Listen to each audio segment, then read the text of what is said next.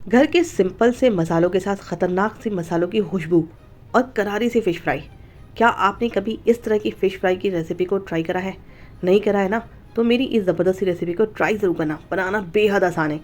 एक बार अगर बना लिया ना तो घर में सभी इसके फ़ैन हो जाएंगे और आपकी डिमांड बढ़ जाएगी कि आप बार बार इसी तरह की फ़िश फ्राई बनाओ और रेस्टोरेंट जाना तो बिल्कुल ही भूल जाओगे। तो हे दोस्तों, कैसे हैं आप सब? उम्मीद करती हूँ आप सब खैरियत से होंगे। अल्हम्दुलिल्लाह हम सब भी खैरियत से हैं। तो अब वीकेंड हो या घर में कोई सी भी पार्टी हो या बच्चों को कुछ अच्छा सा खाने का क्रिस्पी सा बाहर का रेस्टोरेंट स्टाइल कुछ दिल चाह रहा हो, तो इस रेसिपी को ट्राई ज़रूर करना और ट्राई करने के बाद मुझे अपना फीडबैक भी ज़रूर देना। रेसिपी पसंद आ जाए तो वीडियो को लाइक करने के साथ साथ चैनल पे अगर पहली बार आए हो तो इसे सब्सक्राइब करे बगैर बिल्कुल भी मत जाना। और सब्सक्राइब के बराबर में जो बेल आइकन का बटन है उसे भी ज़रूर प्रेस कर लेना ताकि मेरी आने वाली जितनी भी न्यू नोटिफिकेशन हो ना वो फटाफट से आपको मिल जाए और मेरी जितनी भी मज़ेदार सी और आसान सी रेसिपीज़ हो ना उनका मज़ा आप ले सको। चलो तो अब जल्दी से अपनी ज़बरदस्ती और आसान सी रेसिपी को बनाना स्टार्ट कर लेते हैं। अब सबसे पहले हम घर के सिंपल से मसालों के साथ फ़िश फ्राई का एक चटपटा सा मसाला तैयार कर लेते हैं।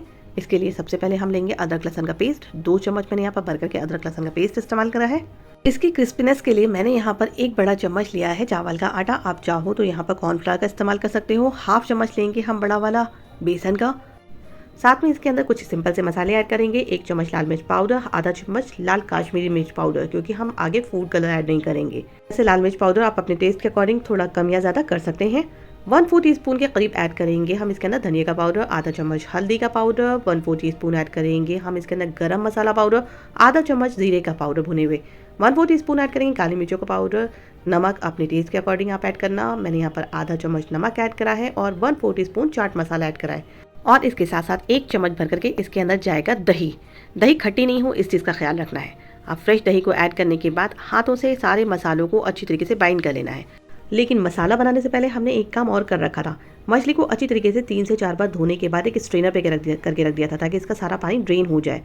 अब जैसे ही हमारी सारी के सारे मसाले बाइंड हो जाएंगे ना, हमने जो पीसेस फ्राई करने हैं उतने पीसेस हम मछली के मसाले के अंदर ऐड करेंगे। मैंने यहाँ पर तकरीबन आधा किलो मछली इस्तेमाल करी है।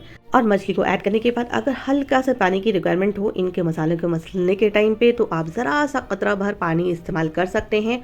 और इसके बाद इसे तकरीबन आधे घंटे के लिए मिक्स करने के बाद रेस्ट करने देना है ताकि मछली अच्छी तरीके से फ्लेवरफुल बने। अगर आपने रेस्ट करने दिया ना, तब आपकी मछली लाजवाब बनेगी। चलिए तो थोड़ी देर बाद मिलते हैं।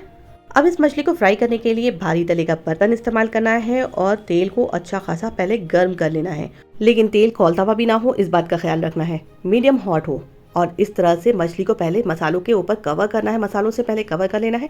उसके बाद एक एक करके सारे पीसेस को हमें तेल के अंदर ऐड करते चले जाना है और बस थोड़ी थोड़ी गैपिंग के ऊपर हम इसे ऐड करेंगे ताकि हमारी जो मछलियाँ हैं ना एक दूसरे से चिपके नहीं। थोड़ा बड़ा बर्तन इस्तेमाल करें इसके फ्राई करने के लिए, ये भी ज़रूरी है। और सारी मछलियों को पैन में ऐड करने के बाद गैस की फ्लेम को हमें मीडियम रखना है और मछलियों को तब तक टच नहीं करना है जब तक ये एक तरफ से बिल्कुल सेट नहीं हो जाएंगी। और जब ये एक तरफ से सेट हो जाएंगी ना, तभी हमें इसे टर्न करना है ताकि ये जो मछलियों के ऊपर जो कोटिंग है ना वो बिल्कुल भी ना उतरे। आप देख सकते हो कि मेरी मछलियों के ऊपर से बिल्कुल भी कोटिंग नहीं उतरी है। आपने छोटे छोटे से टिप्स एंड ट्रिक्स को फॉलो करा ना, तो आपकी कोटिंग भी इतनी ही ज़बरदस्त होगी। बस इसे भी थोड़ी देर के लिए आप छोड़ देंगे ना, तो ये दूसरी तरफ से भी बिल्कुल करारी और क्रिस्पी होकर के बिल्कुल तैयार हो जाएगी। आप देख सकते हो। बस थोड़ी देर बाद हम इसे डिश आउट करेंगे और करेंगे अपने घर वालों के साथ एंजॉय। आप भी इस रेसिपी को ज़रूर बनाना और अपनी फैमिली एंड फ्रेंड्स के साथ इस रेसिपी को ज़रूर शेयर करना ताकि वो भी इस रेसिपी का फुल मज़ा ले सकें। चले भाई, हमारी रेसिपी तो हो गई है बिल्कुल तैयार। हम चले इसको अपने घर वालों के साथ एंजॉय करने। आप बनाना और मुझे इस रेसिपी का फीडबैक ज़रूर देना। और रेसिपी पसंद आई हो ना तो वीडियो को एक लाइक करके ज़रूर जाना और चैनल पे पहली बार आए हो तो सब्सक्राइब करे बगैर बिल्कुल भी मत जाना। चले तो अपनी दोस्त को दीजिए इजाज़त। फिर इंशाल्लाह मुलाकात होगी नई आसान सी रेसिपीज़ और वीडियोज़ के साथ। तब तक अपना ख्याल रखिए। दुआओं में बहुत बहुत बहुत याद रखिए। अल्लाह हाफिज़।